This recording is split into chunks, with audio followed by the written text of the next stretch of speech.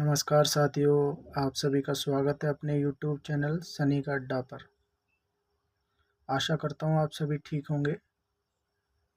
आज हम आपके लिए लेकर आए हैं आधुनिक पार्ट 2, जैसा कि हमने पिछली वीडियो में बताया था आपको।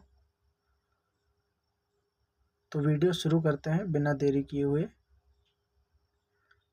तो इस वीडियो का पहला प्रश्न है, चौके चौबदे किसकी रचना है? तो ऊपर दिए गए तीनों विकल्प गलत हैं। सही विकल्प है उपरोक्त में से किसी की नहीं। अगर आपको इस प्रश्न का उत्तर पता है तो आप कमेंट सेक्शन में ज़रूर बताइएगा। अगला प्रश्न देखते हैं। प्रिय प्रवास एक महाकाव्य है जो खड़ी बोली में लिखा गया है, जिसमें प्रकृति का बहुत ही सुंदर वर्णन किया गया है। मतलब ऊपर दिए गए तीनों विकल्प सही है। अगला प्रश्न की ओर बढ़ते हैं। किस ग्रंथ में जगन्नाथ दास रत्नाकर को यश मिला? तो 4 विकल्प दिए गए हैं। तो वो ग्रंथ है उद्धव शतक। अगला प्रश्न की तरफ बढ़ते हैं। गंगावतरण की किसकी कृति है? तो 4 विकल्प दिए गए हैं। सही विकल्प है जगन्नाथ दास रत्नाकर। अगला प्रश्न बढ़ते हैं। निम्नलिखित में से कौन सा कवि त्रिशूल नाम से कविता लिखता था? तो इसमें हमें उपनाम बताना है किसका है ये। तो 4 विकल्प दिए गए हैं। सही विकल्प है गया प्रसाद शुक्ल स्नेही। अगला प्रश्न पढ़ते हैं। जयद्रथ वध का रचयिता कौन था? तो नीचे 4 विकल्प दिए गए हैं। सही विकल्प है मैथिली शरण गुप्त। अगला प्रश्न पढ़ते हैं। चिरगांव झांसी किस कवि का जन्म स्थान है? तो नीचे 4 विकल्प दिए गए हैं। सही विकल्प है मैथिली शरण गुप्त। अगला प्रश्न पढ़ते हैं। मैथिली शरण गुप्त की 2 अमर रचनाएं हैं, साकेत और यशोधरा। ये इनकी बहुत ही प्रसिद्ध रचनाएं हैं दोस्तों। अगला प्रश्न पढ़ते हैं। मैथिली शरण गुप्त का जयद्रथ वध एक खंड काव्य है। अगला प्रश्न पढ़ते हैं। भारत भारती का रचयिता कौन था? तो 4 विकल्प दिए गए हैं। सही विकल्प है मैथिली शरण गुप्त। अगला प्रश्न पढ़ते हैं। मैथिली शरण गुप्त के किस ग्रंथ में लक्ष्मण की पत्नी उर्मिला का सुंदर चरित्र चित्रण है? तो 4 विकल्प दिए गए हैं। सही विकल्प है साकेत। अगला प्रश्न पढ़ते हैं। मैथिली शरण गुप्त का कृष्ण काव्य कौन सा है? 4 विकल्प दिए गए हैं। द्योपार इनका कृष्ण काव्य है।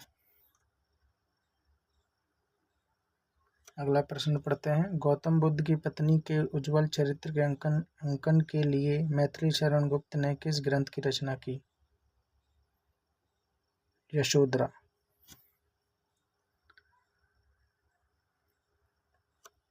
अगला प्रश्न पढ़ते हैं। मैं घमंडों में भरा ऐंठा हुआ एक दिन जब था मुंडेर पर खड़ा, अचानक दूर से उड़ता हुआ एक तिनका आंख में मेरी पड़ा। उपरोक्त पंक्तियां किस कवि की हैं? 4 विकल्प दिए गए हैं। सही विकल्प है अयोध्या सिंह उपाध्याय।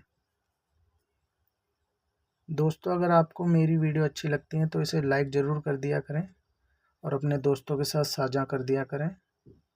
और अब तक आपने हमारा YouTube चैनल सब्सक्राइब नहीं किया है तो आप कर लीजिए, क्योंकि हम प्रतिदिन आपके लिए एक अच्छी वीडियो लेकर आते हैं जिसमें कुछ महत्वपूर्ण प्रश्नों को दिया गया होता है और ये प्रश्न अक्सर एग्ज़ाम्स में पूछे जाते हैं। अगला प्रश्न की तरफ बढ़ते हैं। हम कौन थे, क्या हो गए और क्या होंगे अभी, आओ विचारें आज मिलकर यह समस्याएं सभी। उपरोक्त पंक्तियां किस कवि की हैं? 4 विकल्प दिए गए हैं। सही विकल्प है मैथिली शरण गुप्त। ऊपर प्रश्न एक छूट गया है, उसे पढ़ लेते हैं। पथिक, मिलन और स्वप्न किसकी रचनाएं हैं? तो ये 4 विकल्प दिए गए हैं। सही विकल्प है राम नरेश त्रिपाठी। अगले प्रश्न की तरफ बढ़ते हैं। मुझे तोड़ लेना बनमाली, उस पथ पर देना तुम फेंक, मातृभूमि पर शीश चढ़ाने जिस पथ जाए वीर अनेक। ये पंक्तियां राष्ट्र प्रेम से ओतप्रोत हैं। इसका रचयिता कौन है? 4 विकल्प दिए गए हैं। सही विकल्प है माखनलाल चतुर्वेदी। अगला प्रश्न पढ़ते हैं। हिमक्रीटनी और हिमतरंगिणी किसकी रचनाएं हैं? तो 4 विकल्प दिए गए हैं नीचे। सही विकल्प है माखनलाल चतुर्वेदी। कौन सा कवि एक भारतीय आत्मा के नाम से कविता लिखता था? तो 4 विकल्प दिए गए हैं। सही विकल्प है माखनलाल चतुर्वेदी। अगला प्रश्न पढ़ते हैं। कभी कुछ ऐसी तान सुनाओ जिससे उथल पुथल हो जाए। ये पंक्तियां किस कवि की हैं? तो 4 विकल्प दिए गए हैं। सही विकल्प है बालकृष्ण शर्मा नवीन। अगला प्रश्न पढ़ते हैं। द्विवेदी युग में किस कवि ने अन्य कवियों को खड़ी बोली में कविता लिखने हेतु प्रोत्साहित किया? तो 4 विकल्प दिए गए हैं। सही विकल्प है महावीर प्रसाद द्विवेदी। जगन्नाथ दास रत्नाकर की काव्य भाषा ब्रज भाषा रही। जगन्नाथ दास रत्नाकर को गंगावतरण से बड़ी ख्याति मिली। रत्नाकर का भक्ति काव्य उद्धव शतक है।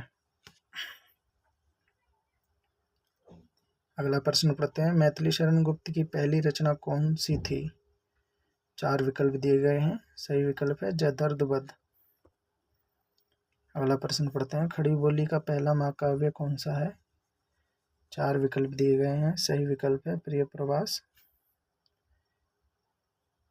अगला प्रश्न पढ़ते हैं। प्रिय प्रवास में किस रस की प्रधानता है? तो 4 विकल्प दिए गए हैं।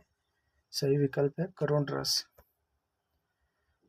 तो दोस्तों ये वीडियो का अंतिम प्रश्न आ चुका है। आशा करता हूँ आपको वीडियो अच्छा लगा। अगर अच्छा लगा हो तो आप इसको लाइक ज़रूर कर देना, और अब तक आपने हमारे यूट्यूब चैनल को सब्सक्राइब नहीं किया है तो सब्सक्राइब जरूर कर लेना। धन्यवाद। लास्ट प्रश्न पढ़ते हैं। मैथिली शरण गुप्त के साहित्यिक गुरु कौन थे? 4 विकल्प दिए गए हैं। सही विकल्प है पंडित महावीर प्रसाद द्विवेदी।